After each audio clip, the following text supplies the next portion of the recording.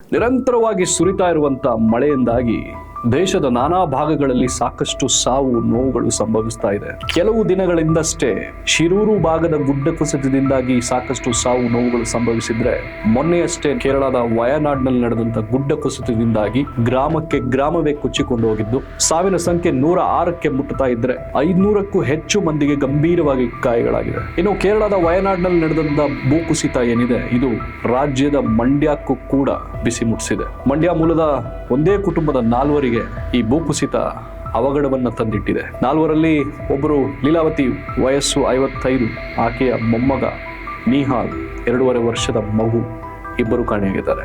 ಇವರು ಸತ್ತಿದ್ದಾರೋ ಬದುಕಿದ್ದಾರೋ ಅನ್ನೋದು ಕೂಡ ಇನ್ನೂ ಖಚಿತವಾಗಿಲ್ಲ.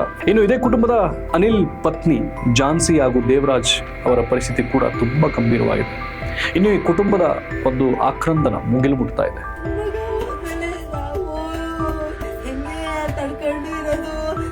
ಚಿನ್ನಂಗೆ ಇತ್ತು, ನನ್ನ ಮಗಳಿಗೆ ಮನೆಗಳೇ ಮಗು ಕೊಡ್ತಾರೆ ಅಂತ ನಾವ್ ಹೆಂಗೆ ತಡ್ಕೊಂಡು ಇರೋದು.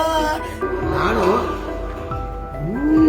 ಅದು ಕೊಡ್ತಾ ಅದೇ ಚಾನ್ಸೇ ಪಾಪಡ ನಾನು ಹೇಳ್ತೀನಿ.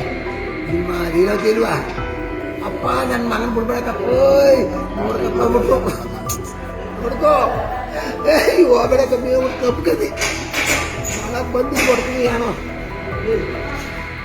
ಕಬ್ಬಿನ ಕೂಡ ಮಾತು ಇಲ್ಲ, ಇಲ್ಲಿ ಬಂದಿರ ಬತ್ತವ ದಂಡ ಬಂದು ಉಳ್ಕೊಬೇಕವ. ಆಗ ದಮ್ ಕಟ್ಟಿದ ಒಟ್ಟ ಮನೆಗೆ ಕಲ್ಲಿನ ಎಷ್ಟು ಬಿಟ್ಮೇಲೆ ಆಗೈತೆ ಇದರಲ್ಲಿ ಇಲಾಖೆ ಸಿಕ್ಕಿಲ್ವಾ? ಒಟ್ಟಾರೆ ಸಾಕಷ್ಟು ಏನು ತೊಂದರೆಗಳಾಗ್ತಾ ಇದೆ, ಇದು ಆದಷ್ಟು ಬೇಗ ನಿಲ್ಲಲಿ, ವರುಣನ ಆರ್ಭಟ ಸ್ವಲ್ಪ ಸುಧಾರಿಸ್ಕೊಳ್ಳಿ ಅಂತ ಹೇಳ್ತಾ ಈ ಸುದ್ದಿಯನ್ನು ನಾನು ಇಲ್ಲಿ ನಿಲ್ಲಿಸ್ತಾ ಇದ್ದೀನಿ. ಧನ್ಯವಾದಗಳು ಸ್ನೇಹಿತರೆ.